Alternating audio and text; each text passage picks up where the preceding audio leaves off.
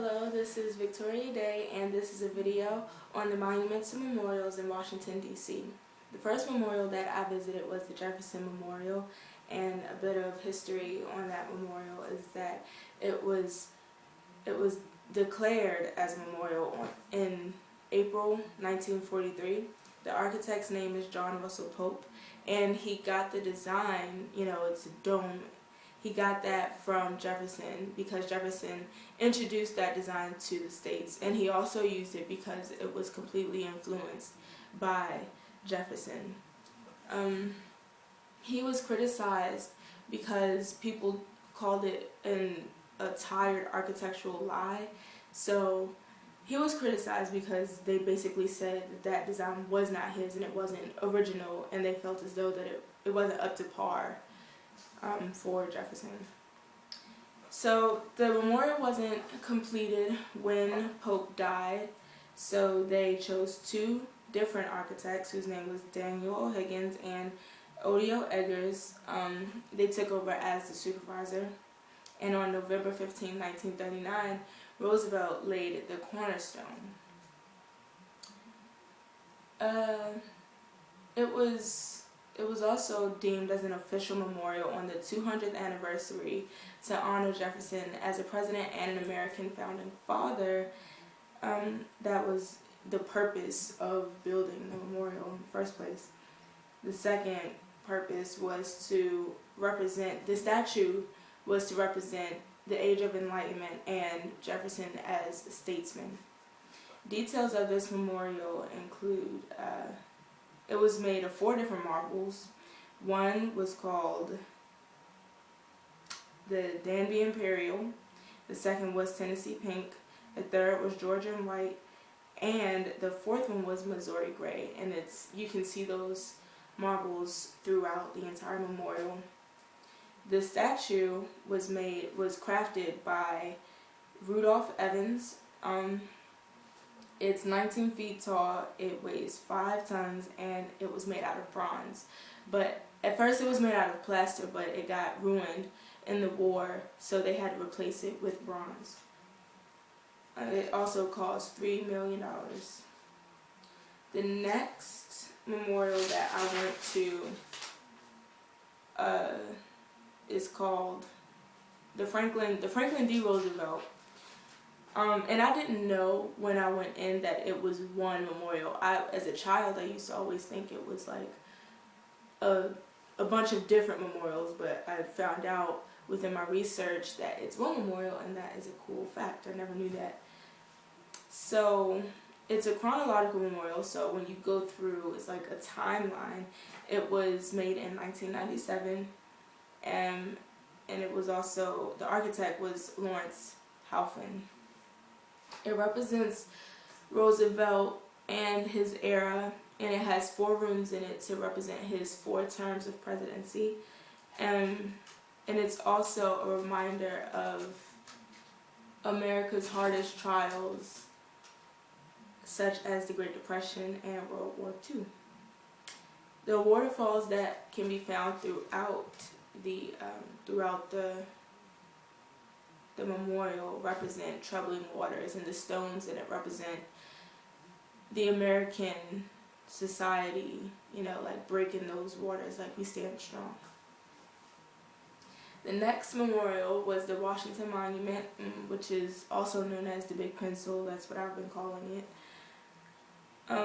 The purpose was to honor George Washington and his legacy and his Christian values.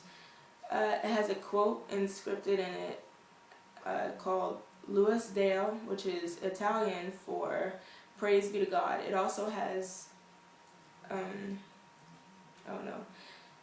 it was built in 1848, but they stopped because they didn't have enough money to build it, to continue building it, and because of the Civil War and all the distractions that came with it. But after 36 years, the structure, they continued to build it, and then they completed it after 36 years. The next memorial is the MLK Memorial, and that one was my favorite, mainly because it's more relevant to my life as being an African American, and it was built when I was alive, so I can say I was a part of that or something like that. So the purpose is obviously to honor Martin Luther King for breaking the boundaries of the most influential civil rights activists. So that doesn't make any sense. The purpose is to honor Martin Luther King because he broke the boundaries of, black and white and, that racist type of outlook on life. He broke that, and he was a really, really, really big leader in the civil rights movement, and he was really, really influential. And when you think of civil rights, you think of him. So they created a memorial to honor him. It was created in 2011, last year, and a quote, which is right next to it, not right next to it, it's on the side of it. It says, out of a mountain of despair, a stone of hope. And I like that quote because Martin Luther King represents, a stone. Like, he was really strong, just like a stone.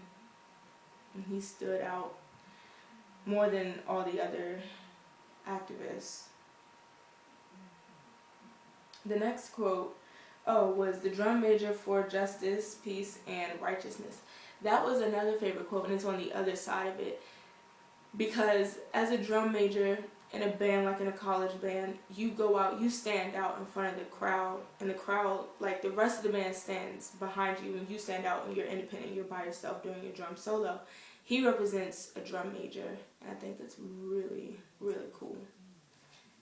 Other quotes, my computer just died, and I kind of need that. Other quotes. In the Franklin Roosevelt Memorial, there's a quote that says, freedom of speech, freedom of worship, freedom of want, and freedom of fear. That quote is really important because as an American, we have the freedom to do whatever we want, whenever we want. Of course, we have laws, but that quote, it represents the American society. Like, we do have the freedom of worship. We can do whatever, we can worship whatever God we want. We're not going to get punished for it. And we have a freedom of speech. We can say whatever we want. Like, if we wanted to run down the street cursing, or run down the street like protesters, and like, there's people you see on the sidewalk, or like in your neighborhood with the Bible saying the end is near. They have the freedom to say whatever they want because that's what they believe in. We have the freedom of want. We want whatever we want. We can get that. Like, that's a part of the American dream. If you want something, you can get it, and that's why people move here. And we have the freedom of fear. We don't have to fear like terrorists and stuff like that, like in other countries where they can't even walk down the sidewalk without getting bombed or something like that. So I thought that quote was really cool. Another quote on the Jefferson Memorial is, Almighty God hath created the mind free. All attempts to influence it by temporal punishments or burthens are departure from the plan of the holy author of our religion. No man shall be compelled to frequent or support any religious worship or ministry, or shall otherwise suffer on account of his religion's opinions or belief. But all men shall be free to profess and by argument to maintain their opinions in matters of religion. I know but one code of morality for men, whether acting singly or collectively.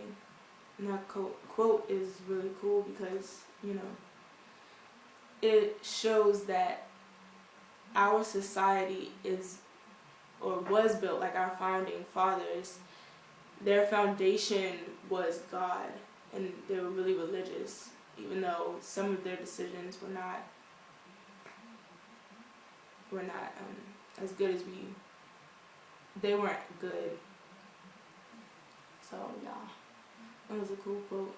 And that's also why I think gay marriage isn't legal, or why it was so difficult to make it legal, because we have such a religious, such a religious past, and it doesn't make sense to go against the Bible and just be like, yeah, men and women can get, women and women and men can get married whenever they want, and have it be okay when it's not okay in the Bible. So that's it. I hope you enjoyed the video.